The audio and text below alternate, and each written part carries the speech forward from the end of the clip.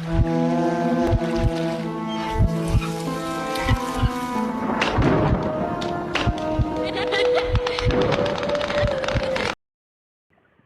है दिल्ली के model town की। वहां पर एक फाइनेंस कंपनी का मालिक जिसका नाम नीरज गुप्ता होता है, वो रातों रात लापता हो जाता है।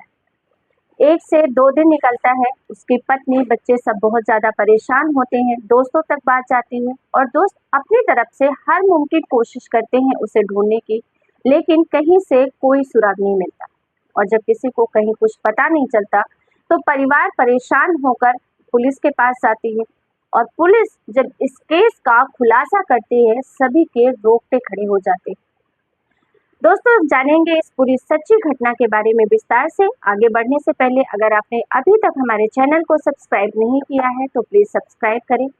साथ ही आप हमारे चैनल से रिलेटेड कुछ भी सजेशन देना चाह रहे हैं तो आप प्लीज सजेस्ट कीजिए। नमस्कार, मैं ज्योति सिंह आपके अपने चैनल क्राइम शूट में आप सबका हार्दिक स्वागत करती हूँ।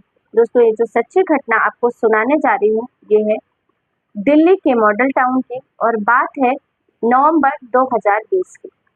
13 नवंबर 2020 को अचानक ही नीरज गुप्ता का जो फोन होता है वो स्विच ऑफ हो जाता है।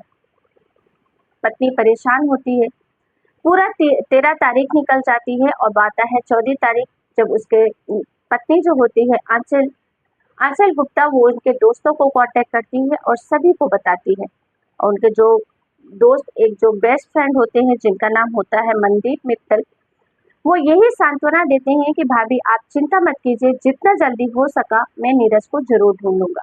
और इस तरीके से 14 तारीख का भी पूरा दिन निकल जाता है, लेकिन नीरज का कहीं कोई पता नहीं चलता। और उसके बाद जो मनदीप मित्तल थे, वो भाभी यानी कि पत्नी को लेकर, आंचल गुप्ता को लेकर पुलिस स्टेशन जाते हैं और वहां पर गुमशुदगी की रिपोर्ट दर्ज कराते हैं। और इस तरीके से 13-14 तो निकल ही चुका था, 15, 16, 17, 18 इस तरीके से दिन निकलते जा रहे थे, लेकिन पुलिस के हाथ कोई सुराग नहीं मिलता। 18 नवंबर 2020 को जो पत्नी होती है नीरज की, वो शाम को पुलिस स्टेशन जाती है और पुलिस से कहती है कि सर, मेरे पति का कहीं कोई पता नहीं चल रहा है। लेकिन एक खास बात मैं आपको बताना चाह रही हूँ। दरअसल मेरी कंपनी में काम करने वाली एक लड़की जिसका नाम फैजल पठान है, जो बिल्कुल हमारे फैमिली जैसे रिलेशन में है और पिछले 10 साल से वो हमारी कंपनी में काम कर रही है। लेकिन जिस दिन से नीरज गुप्ता लापता हुए हैं, उसका ना तो एक बार कॉल आया है, ना वो ऑफिस आई है, और ना जब मैं उसको कॉल करती हूँ ना ही वो कोई रिस्पॉन्स करती है। और तब पुलिस का माथा ठनकता है और पुलिस इस केस को गंभीरता से लेती है। सबसे पहले जहां उसका एड्रेस बताया जाता है फैजल पठान का, जहां वो अपनी माँ के साथ रहा करती थी, वहां जाते हैं और उसको पूछताछ के लिए बुलाया जाता है। अभी तक माँ को कुछ चीजें पता नहीं थी। फैजल पठान को जब बुलाया जाता है, पहले तो बहुत कहानियां बनाती है, लेकिन कहते हैं ना कि पुलिस के सामने किसी कहानी ज्यादा देर टिकती नहीं, और यही होता है फैजल के साथ भी। और जो फैजल खुलासा करती है उसमें 3 लोगों का नाम सामने आता है, और जो खुलासा होता है वो चौंका देने वाला होता है। दरअसल जो फैजल होती है वो कहती है कि आज से 10 साल पहले मैं ये जो नीरज गुप्ता है उनकी कंपनी में इंटरव्यू के लिए गई थी। वहां मेरा सिलेक्शन होता है और मैं पूरी ईमानदारी से अपना काम कर रही थी, लेकिन इसी दौरान काम करते करते नीरज गुप्ता को मुझसे प्यार हो जाता है, मुझे नीरज गुप्ता से प्यार हो जाता है और हम दोनों बहुत क्लोज आ जाते हैं और हमारे बीच में फिजिकल रिलेशन तक शुरू हो जाते हैं। हालांकि नीरज गुप्ता शादीशुदा था, लेकिन फिर भी उसने अपनी पत्नी को धोखा दिया और एक दूसरी लड़की के साथ नाजायज रिश्ते में शामिल हो गया।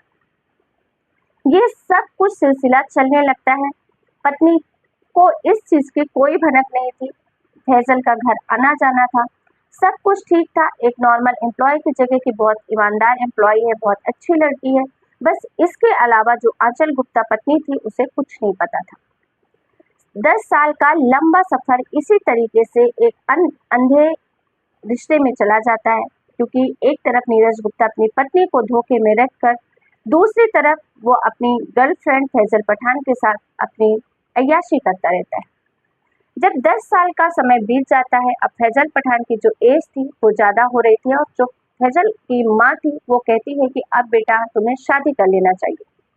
हालांकि शादी की बात पहले भी बहुत बार आई थी, लेकिन फैजल किसी न किसी बहाने से मना कर देती थी। लेकिन इस बार माँ का ये था कि अब तुम्हारी उम्र 29-30 साल होने को आई है, अब तुम्हें शादी करना ही है।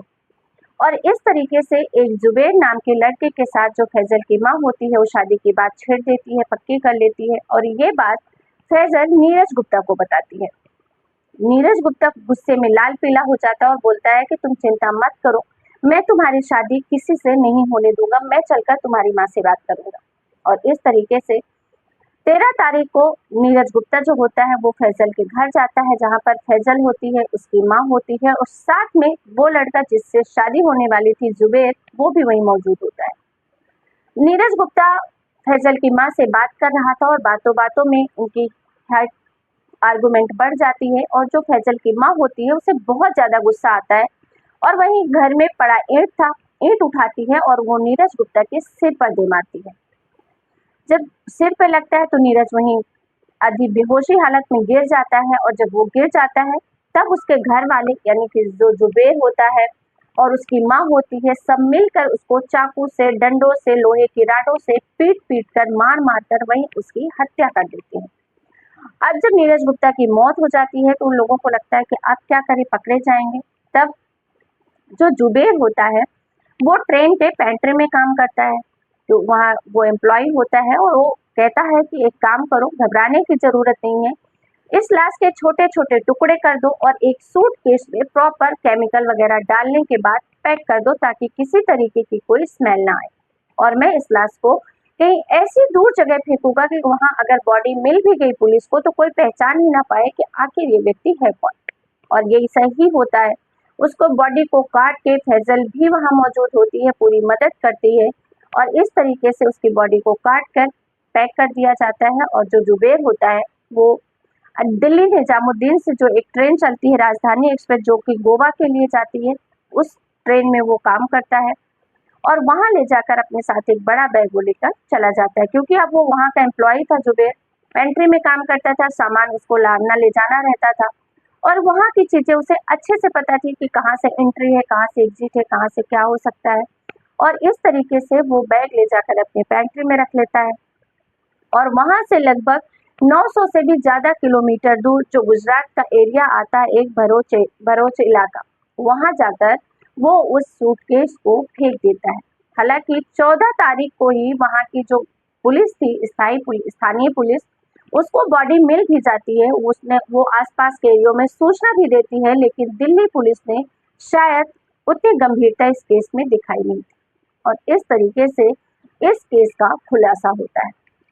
और फिर वही बात कि एक नाजायज रिश्ते ने कई लोगों की जिंदगियां बर्बाद कर दी। अगर नीरज गुप्ता अपनी पत्नी के लिए वफादार होता, वो एक दूसरी लड़की के अवैध रिश्ते में ना पड़ता जो कि नाजायज था, गलत था, तो शायद आज वो जिंदा होता, उसका परिवार भी खुश होता। और दूसरी तरफ वो फैजल लड़की जो जानती थी कि ये व्यक्ति शादीशुदा है, अगर उसके प्यार में ना फंसती, उसके साथ ऐसे अवैध रिश्ते ना बनाती, तो आज वो, उसकी माँ और कोई एक तीसरा शख्स जिसकी उस वक्त तो कोई गलती नहीं थी, वो इनसे शादी की बात करके फंसा और इससे जुर्म में शामिल हुआ, वो तीनों सलाखों के पीछे पहुंच चुके हैं। तो दोस्तों, इस सच्ची घटना के बारे में क्या कहना चाहेंगे, आप हमें कमेंट करके जरूर बताएं। फिर मिलेंगे एक नई सच्ची क्राइम घटना के साथ, तब तक के लिए आप सबका बहुत बहुत धन्यवाद। जय हिंद, जय भारत।